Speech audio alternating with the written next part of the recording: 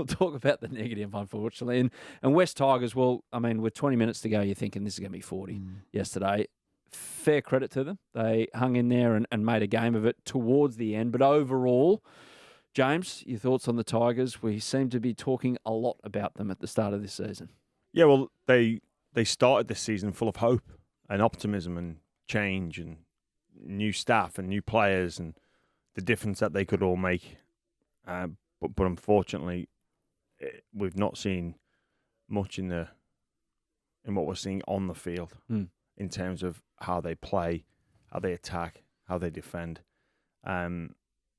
Look, credit to them, they did come back into the game after one substitution with 3 or 4 moving parts involved in that as well. But before that, they were just not in that game. The try from Naden was a breakaway try. Obviously, the Dogs had some breakaway ones too, but the Dogs probably bombed a couple of opportunities, and they should have scored. And then in that last 20 minutes, I think the Dogs were looking to, I think they'd had enough of the conditions. Twice they looked to kick the ball out, just slow things down. I think they probably underestimated the fact that the Tigers were going to have a dig there, and they scored 3 tries in 4 minutes, or pretty close to that. But the Tigers, look, I think what summed it up, there was a moment in that first half. There was a quick play of the ball. Api Coruscant's jumped out. There's no one around. He's looking. He does a complete 360, and there's no Tiger there ready to come and take advantage. This is right on the Bulldogs try line. They were just sat so deep. And then if you look at when they actually turned it around and they started to look good, it was all coming through the ruck. And then even the very last play to have a crack at it, you could see all the spine players had come to the middle. Now, that was a structured play, but it's the unstructured stuff that they need to get right. So I don't know what they're waiting for, and we can all see it here. Like, you should be the instinct players should be around Api Coruscant and ready to go, straight away, because he's just it looks like he's too far above them. He's on a different level, and they're making him look bad, and I feel for Api Coruscant because he's one of the, if not the best number 9s in our game. So they've got to turn things around quick, and it worked in the last 20, but wow, it doesn't get much easier this week, does it? Well, it doesn't get any easier for the next 6 weeks. I just looked at their draw. Storm, Broncos, Parramatta, bye, Manly, Penrith. Chance the next 6 weeks. Chance against the bye. They should beat the bye. But the other 5 games, that's a tough draw. I want to take a little bit of a optimistic view, because I think the last 10 showed that I know Canterbury had sort of dropped off, but it showed they can actually score points and create something, because their attack's been woeful the first 2 weeks. And it was woeful again for 70 minutes yesterday. And the other positive for me, Jimmy, was John Bateman. John actually created things. He looked as though this is a guy who's just got off a plane, hasn't played a game yet, should have scored in the first half. I think it was the first half when he created something out of absolutely nothing. Well, things happen around him. They do, but that no try on the grounding, in my opinion, it should have been a penalty to the Bulldogs, because he ran behind one of his players and took advantage from that. Why they didn't check that first is beyond me. It might have been chalked off if they actually gave it. But they usually go to the first port of call. Did he make an obstruction? And then that's the first penalty, not the fact that he knocked on. But things just happen around John Bateman. That's it. John Bateman, he's not over here on holiday. We can see that with his tan. Or lack thereof. Yeah. Look, he's a tremendous competitor. He drags people up, and considering he's only been at the organisation for a handful of weeks, things looking good that he just took to. He's back in the NRL like a duck to water, he's never left. It was just hard direct running though, and we saw it a bit on Friday night with the Roosters.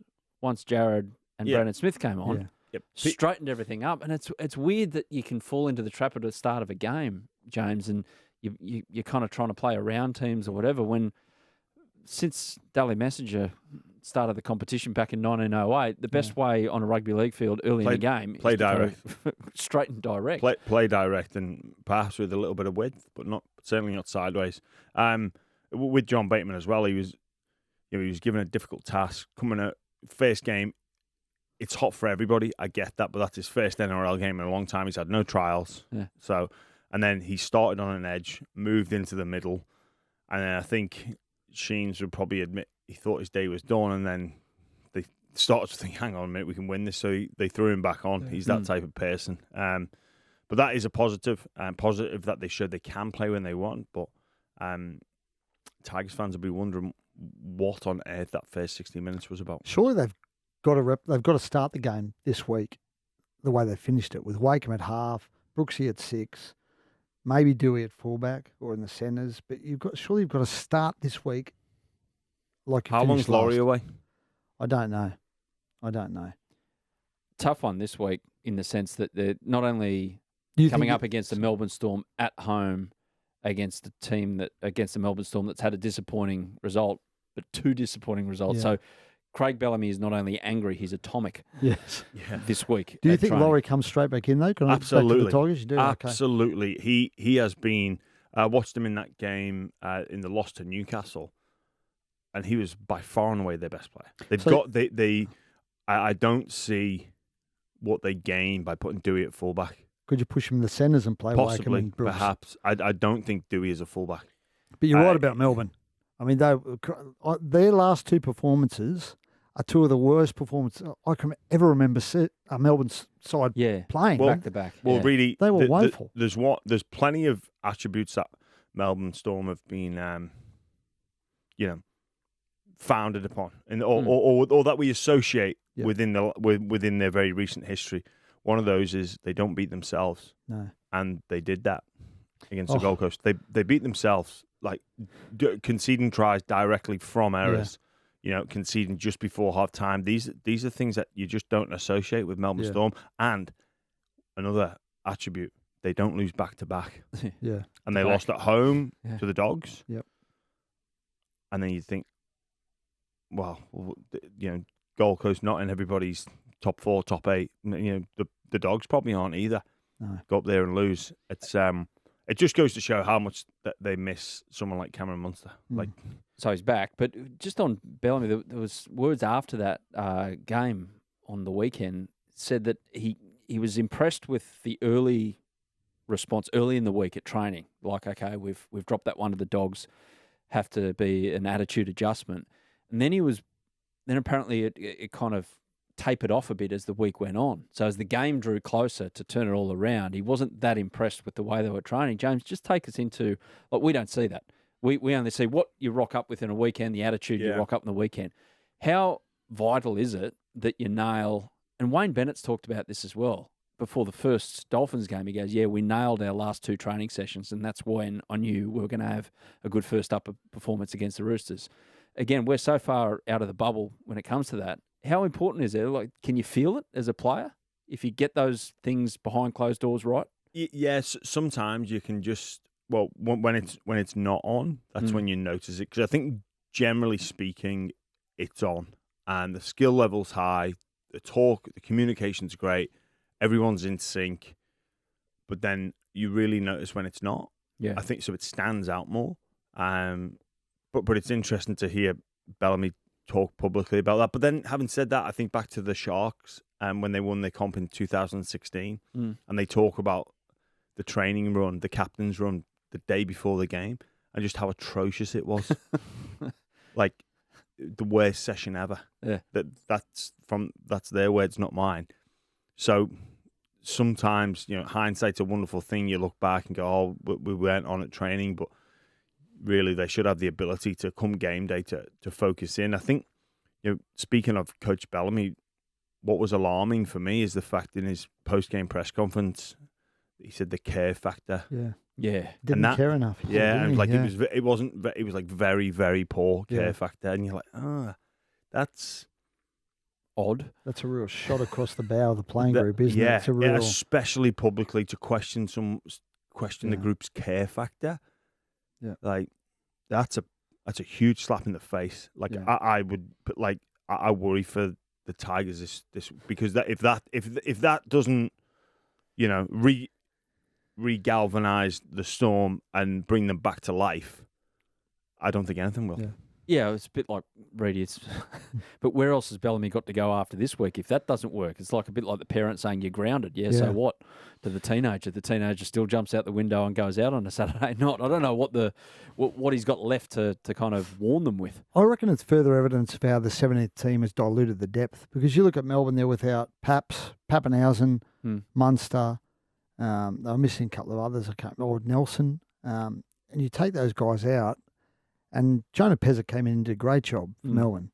But it just shows if you don't have your top players in the current comp, doesn't matter who you are, you're going to struggle, I think. There's not many sides that have depth anymore. And particularly them, because the Dolphins have stripped them bare. The three ones in the pack that they've just Dolphins stripped took. them. Yeah, but then they're still playing with a full salary cap. Yeah, well, they are minus... Yeah, but about $3 million or something. Yeah, but there's plenty of teams that suffer injuries. Yeah. And Melbourne, if there's a club that should expect for star players not to be playing, you look at the Origin period, they've notoriously been hampered through Origin. Yeah. But I'm saying the depth's not as good now, Jimmy. So perhaps the depth isn't. Yeah, perhaps you're right. But if you look at the players that have left that organisation to go to the Dolphins, they're probably the two Bromwich brothers and Kafusi that they couldn't afford to keep. Yeah, it's not about, you know, they've not been pilfered from younger players. They're they're like, you know, quality international forwards that, perhaps they just didn't have room for anymore. They bought in Tarek Sims. You can't keep them all, really. This isn't a problem that's exclusive to the Melbourne Storm. I acknowledge that. I'm not saying they should have been able to keep them all. What I'm saying is they lost those blokes and they just haven't been able to replace them with players who could play at a similar level. I mean, Tarek's had I think it's more the fact that, like, it's coming to it's now evident just how valuable Munster is. And we talk of players leaving. I think the greatest bit of recruitment work was done by keeping Cameron Munster. And Pappenhausen is a big loss for them too. Huge. You know, you take your 1 and 6 out of any team, and they're gonna hugely suffer. And they're not in a position where, say, for the Roosters, for example, if they lose their 1 and 6, you know, you can rejig and keep those key position players. So if the Roosters lose Tedesco and Kiri, you would move Manu into 5'8" and then Suolihi to the back. So Roosters have got that depth, but it's moving people from other stars from other positions into those key position areas where Melbourne probably don't have that. But this is a problem that all clubs are going to face. Yeah. I still think Melbourne have got enough to come back into the pack. But the competition, again, I think, you know, I'm sure we'll talk about it later. I think the competition this year is wide open, and that pack is closer and larger than ever before. I don't think there's a genuine standout. I think, well, obviously as the weeks go on, we might see that. I think there's 2 or 3 that are slightly above the pack, but they're in danger of slipping back in. And I think that pack is probably 10 or 12. Yeah, it's big. We'll get to that later, as Jimmy intimated there. We'll get to that later on about some of the contenders or last year's top sides starting slow and some of the better starters of this year. But just quickly, playing footy in 40 degrees, I can't imagine it's an over joyful experience, James. I mean, we've got your WTF moment. Try being sideline in a t-shirt and shorts, sitting there doing nothing. It was a black t-shirt, though. You're in the shade in the shade as well. The second half. First half was tough. Yeah. But seriously, Doggy's officials have been in touch actually and said that Reedy was constantly asking for fresh ice and ice vest, wet towel. I'm Brent Read. I've got to give the punters the exact news fresh off. So they've told me that you should have gone and got one and stuck it on, shouldn't I? For the cross, you did. Average of 53 points on the weekend in games. I reckon it was down to the fact that it was stinking hot. Watching that game on Thursday night at 4 Pines, it was you can notice the players got to about the 25-minute mark of each half, and I was like, get me out of here. Yeah. The lungs are inflamed and all that. The lowest scoring game was the the Roosters Bunnies game, 38 points, but you had some games over 70 points. Is that purely down to the conditions, early season, conditioning not quite there, the winter sport played on the surface of the sun on the weekend? Probably the game now as well. The game's a bit more open, isn't it, with the rule changes and everything, but probably the weather played a part. I mean, you saw the Dragons-Broncos game, the last 10.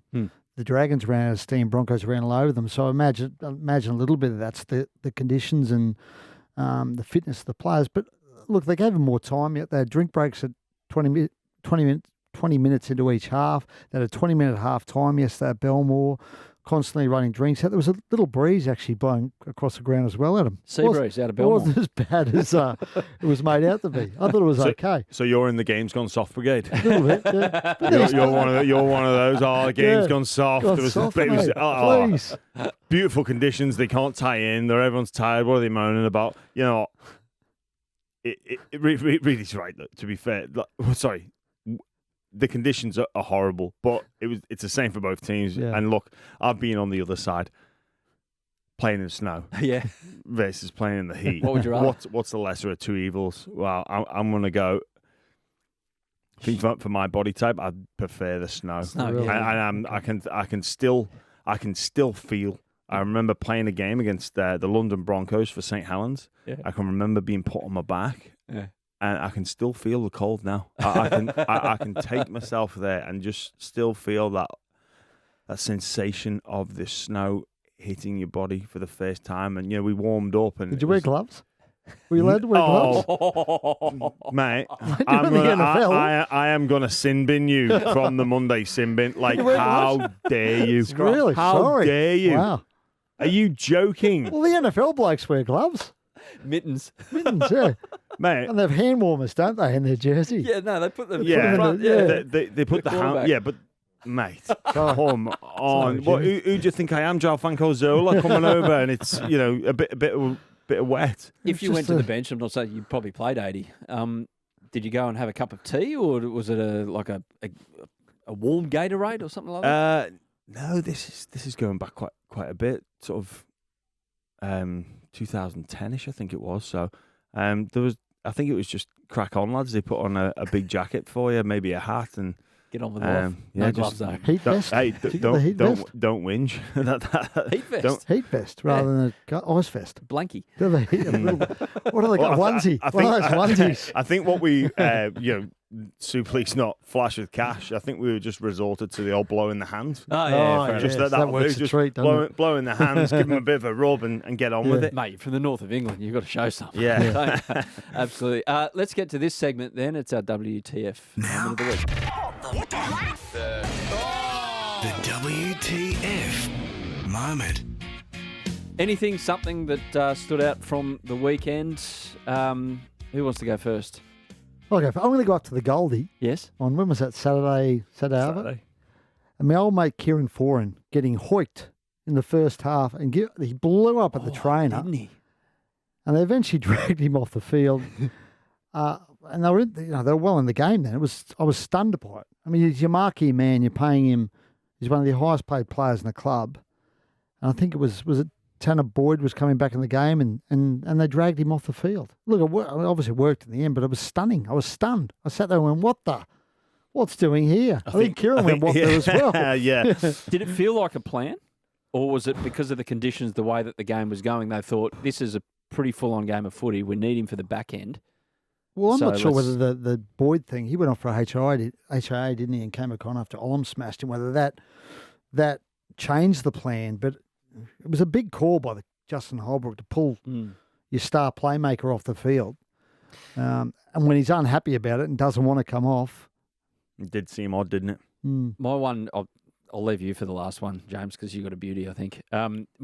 Isaac Louis, the ball he gave Tanner Boyd for Justin Olam, that was a bit of a WTF moment. A floating piece of thing behind him, and he just looks out of the corner of his eye at the last minute, and here's his Papua New Guinean missile just firing himself off. He got charged today.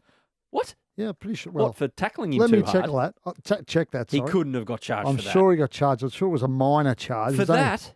Hold on, let me check. It was just a Go to ferocious Jimmy's thing hit. and I'll check it while I look But at it. my actual WTF moment, Hampson, you probably agree with this because of what you told me a couple of weeks ago about John Bateman, about what kind of character he is. So it's all calmed down. John Bateman standing over the ruck after an incident in the game against the Dogs. And he's just standing there, just minding his own business. And Reed Marnie decides to jump over the ruck and get in his grill 2 centimetres away from John Bateman's face. And John, you saw him just go, what the do you want? Yeah. Why are you here? Reed Marnie, he's lucky that there's a no-punch rule in rugby league these days because that, for me, after what you told me about what kind of character John Bateman was very much a WTF moment from Reed Marnie. He got charged, grade 1. He's free to play, though. It's just a fine. Wow. But Johnny likes it. He's a spiky character, John. Whenever there's something going on, he's in it. Yeah. And there's drama. He and there's a was stink. pretty calm. Like He was calm, just yeah. go away. Yeah. I think he. You noticed that as well? Did you think, Yeah, Reed, what are you I doing? thought, oh, well, that's him. Just to be like. Can Johnny mate. throw him? Or? Yes. Okay.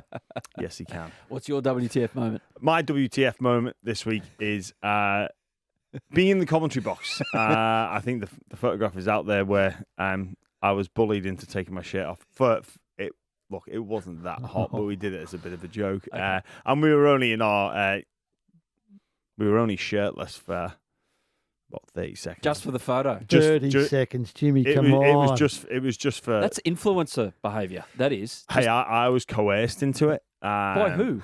Charlie White, Gordon Taylor. Should we do this? By Charlie? Yeah, Charlie's a third of your weight. Yeah, what is it you letting him tell you what to do? But he is the boss here, so Kind of. So I respect that, and we not long ago at Triple M we had a do's and don'ts day, or maybe that'll come up next year. Don't bully the on air people into remove all of the shirts despite the weather. I think it was more like 5 minutes. Gordy had his shirt off for a long time. Yeah, Gordy doesn't care, does he? No. Well, I think what and Charlie had his off for eternity. So what really? Yeah. I must admit as well, I came back into this. So we're there at Triple M. I had to go away for half an hour to do some corporate work for the Dogs for multicultural round and say hello to a couple of the major partners there. And when I came back in, that's what I came back into. Yeah. So Shirts off. again, it's probably a bit of my own. The social conformity. Oh, they've got it off. That means I have to take it off. Charlie's bit of peer group saying, pressure, bit of peer Jimmy. group pressure. Yeah. I can just like to put it out there. I was not the instigator. When I walked in, I did say but then I joined in. Yeah, fair enough. Fair enough. Hey, guys, last year's contenders starting slow. So you've got the Sharks, Bunnies, Cowboys, Storm, all with 1 win, and Parra winless as well. By the way, you're talking about, Reedy, about Tigers stinker of a draw.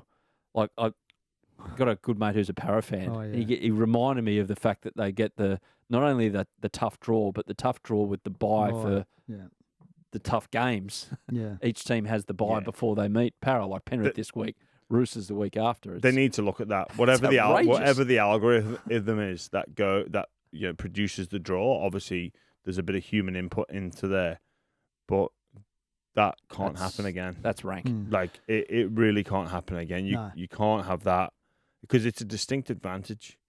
Yeah. It really is. I don't know how they come up with the draw. Who gets those buys towards the back end of the season as well? That's going to be huge. Absolutely huge. But with those teams I mentioned, not going to say we're going to start with the positive side outlook and say what team are you backing the most out of that lot to really improve? And this is just an aberration to start, and they're going to shoot up the ladder. I'll go Bunnies. I think they all will. Yeah, me too. To be honest, I think they'll all. I mean, when Nico might be back this week for the Sharks, they'll be a different team. I think the Cowboys will hit their straps at some point. Storm are going to get some players back. I think they'll all turn it.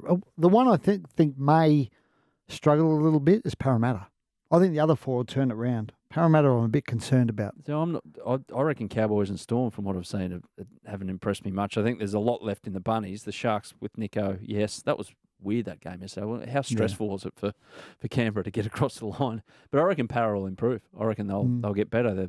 They'll get some bodies back. Yeah, I think they'll improve, but they're coming off a lower base. Yeah. they're coming off that lower base now, and if you're looking at making finals, like 12 wins didn't get you to finals last year. And they got Penrith this week. They could be 0-4. And it's funny when you start that badly and you lose in footy games, sometimes it can be a little infectious. Yeah. Don't you think, Jimmy, that you don't get used to it, but somehow it becomes... Well, if you look at all their games as well, they've all been tight. So that mentally can play on you, because I think most games this year are going to be tight. And that can I think that'll play in them mentally. Hey, why haven't we been able to close these out? Yeah, the for and against is -12. Yeah. After 3 games. So each of those games has been within only a try. Yeah. Only a try. So I'm backing them to come good. Yeah. And the Bunnies definitely to come good. Yeah, I think South will, That first 20 minutes on Thursday. But again, it goes back to what I was saying before. I think the pack is larger and closer than ever before. What do you reckon? Is it what you said about spreading the talent a bit thinner, or maybe everyone's got their coaching setups right? I think the top teams have been stripped a bit. Mm-hmm. I think Penrith obviously have. Cowboys lost a guy like the Hammer, who gives you a bit of depth. Storm's had some injuries, and they don't have the depth they once had. And Cronulla, obviously, Nico's so important. Injuries have played a big part, I reckon, early in the year. Injuries to key players as well. Nico's so important for Cronulla. Munster's so important for the Storm, Munster and Pappenhausen. So injuries to key players, and the fact I think the comp's been levelled out in terms of the depth of squads and the quality of squads, for me. Well, I think that's a good thing. No, I agree, yeah. It's so unpredictable. Like, you want that. This is what we want as a sport, where you look ahead to the weekend and you think, oh, that's nailed on. Like the Warriors haven't won in Australia for something like 11 games now. He's done a good job, Andrew Webster. He really has done an amazing job. Two wins, 1 loss. The 1 loss against the Roosters, and they were in that fight. Yes. Yep. Like I don't know what I can pinpoint it on, but I just think it's great, and it should be celebrated just how close this competition is. With the ones that have improved, so Brisbane, I think a lot of people expected that. By the way, that performance of Payne Haas, where do you put him, James? I think he's the best front row in the competition. Yeah, I'd said that 2 years ago. That's where he was at, because Brisbane was so poor, and he was this shining light. So to come up with those performances in a poor team made him stand out even more. Last year there was a few injury concerns, and it wasn't quite. He was still great. He was still up there in the top 5. But then this year, big off season, he didn't go to the World Cup, and he's just started it like a house on fire. And it's even better when his team's playing well, and opposition do their homework on Brisbane now, and they go, oh, hang on, we've got to watch out for X, Y, Z, and then Payne Haas. Yeah. Where in previous years it's like, well, let's just stop him, and we'll stop Brisbane. He ran for 240 metres in an hour. Yeah, it's ridiculous. And he does some tremendous effort areas as well. He's always the guy chasing back on breaks. He chases back like his life depends on it. He's got fitness, he's got speed, he's got a bit of skill. He started that where for one of the Walsh tries where he's gone through the line, offload to Carrigan round the back to Walsh. So he's bringing that into his game. He doesn't mind a little pass every now and then as well. I think he is. They've got a good rotation. Haas, and I thought Flegler was amazing in that game on the weekend. Yeah. And Paddy Carrigan. They've got some middles. That's up a fair middle 3. I think when you look at Brisbane, you say people. It's not a surprise, but cast your mind back, a month, 5-6 weeks ago. Question marks around Kevy. Like their start wasn't ideal. Like Penrith away into Cowboys, 2 top 4 teams from last year. You could see how that narrative of the Broncos, the shot, they need to get rid of their coach, could have transpired. But they've shut the Deltas up with performances. They're a great team. When Brisbane play well and play like they did on Saturday, they maybe left things late, but geez, they're good to watch. Yeah, this Friday night will tell us a hell of a lot about themselves and their opponents as well. the Dolphins, it'll be talked about a fair bit, especially from your point of view, Mr. Queenslander over there. Well, Peter Bedell will be all over that for us. I'll just be Peter watching. Bennett Bedell. I'll be watching from the sidelines. But it may be an amazing week to be up there.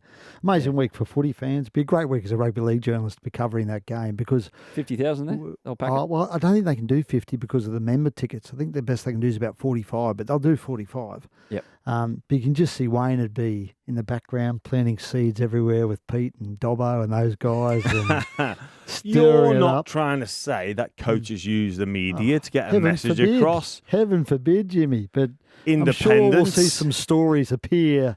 There's a Dolphins bent that was leaning towards the Dolphins, courtesy of Wayne in the background. And The doco's pretty good. I don't know if you've caught any of that. I have watched it, yeah. It's I've really only good. caught the first episode. I've watched but the first two, yeah.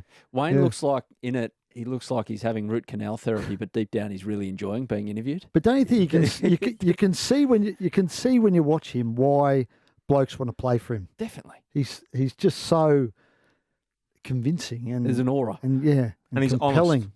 and he's honest. He's honest. He doesn't play games. Yeah. And You've had his- coaches who have done that, and you can pick it a mile off. a little bit, yeah. And you can just, you respect his honesty. The greatest compliment I can give Wayne Bennett in terms of how he manages people is, so when you obviously in the national team, we were playing for England, the non-players, the people that have missed out on selection, they were complimentary of him. So usually in that, Yeah. I've been in that position before where those, like, you know, they're playing week in, week out for their club sides. They're normally the star players within their club sides. They get picked for representative football. You know, they're normally very bitter about not playing. They can't understand it. But all those guys would be like, look, I can't argue because he's been upfront and honest with me. Yeah. How did he tap in, just on that, like how did he tap into the cultural aspects of coaching a bunch of Englishmen when he wasn't English? Well, he's done that before when he's coached or was part of the Kiwi side in 2008. I think he understands how to get the best out of the individual, and I think he particularly understands young men. Yeah. You know, one of the great memories for me again is we were on a short England camp over in England playing a test series against the Kiwis. We were so under strength. We had a heap of our better players missing, and in the build-up, we see the schedule, and it's we've got a trip to Belgium and France. Well, what's all that about? We're there for like 36 hours, and then we went and visited some war memorials, Menin Gate, and look, I can have vivid memories of being there. I'll never forget it as long as I live. I actually went back to visit it again recently. So he taps into narrative. He can draw conclusions. He creates these stories along the way that revert back to experiences that you've had. Yeah. So he's a master at that, an absolute master. We'll be at it this week, I dare say, Reedy, in the build-up to that game. And as you say, it'd be interesting to see what is said and not said. Be a great week for the game. Great week for rugby league in Queensland, obviously, but just a huge. great week for the game. We'll loop back to the Dogs as well about how Cameron Ciraldo, and he said it after the first game, Reedy, against Manly. He said, that wasn't us today. Yeah. We got away from how we want to play. He never said, I want to play and I'm going to tell them how they're going to do it. And it's very much a collective. And I think that's what he's about. You hear all those stories out of Penrith about how he galvanised the squad. Yeah. But that you can see what they're trying to do out there, unlike their opponents at stages yesterday. Well, but there's more to come from the Dogs. Well, they've looked a different team the past fortnight. The first round, I thought they were really poor, but the last 2 weeks they've looked, they just piled on points. They've looked like, Matt Burton. I thought Matt Burton was out really terrible. I thought Matt Burton had one of the worst games I've ever seen him play in round one. But the past 2 weeks, and particularly on Sunday, he was outstanding. Reid Marnie's been a great pickup for him. Viliami's a weapon. And even the young guys like Alamotti was outstanding yesterday. He's got them playing good footy, playing for each other. I didn't think they could make the finals before the season started. Having watched them the past 2 weeks, and given how close the comp is, I wouldn't put a line through them right now. I think they're playing well enough, and particularly some other sides around them aren't playing that well, that they're a smoky to make the eight. Yeah, and they've still got arguably their two best middle forwards to come back into the mix as well in Thompson and Pangai Jr. So that's only going to add to them. I think what they're doing at the moment, they're playing with a level of freedom. You know, that it's not incredibly high risk. It's just taking an opportunity to pass the ball, offload the ball at the right times, and they're picking some options. And they've got that left hand side in terms of strike. Like the variation in Kickhouse game is sensational. Like he's a hard. You look at him and you go, big, hard line running back rower, devastating crash ball style player. But he's got the most beautiful hands, like the most beautiful silky hands over on that left edge. I think within the first sort of 5 minutes, he put on 3 passes that would all be highlight reel stuff, and he set up the first try for Parham as well, through a beautiful offload. Which is surely a nightmare to defend against. Thankfully, I've never had the opportunity to try and defend against a person of that size and pace and basic scare the shit out of me type thing. But if you go low on him, he offloads. If you go high on him, you just end up a speed bump. Yeah. One or two options, unless you get it absolutely right. It's called do your best. All the best. Hold on and hope for the best. Now it's all the best for this. One of the best journos in the game.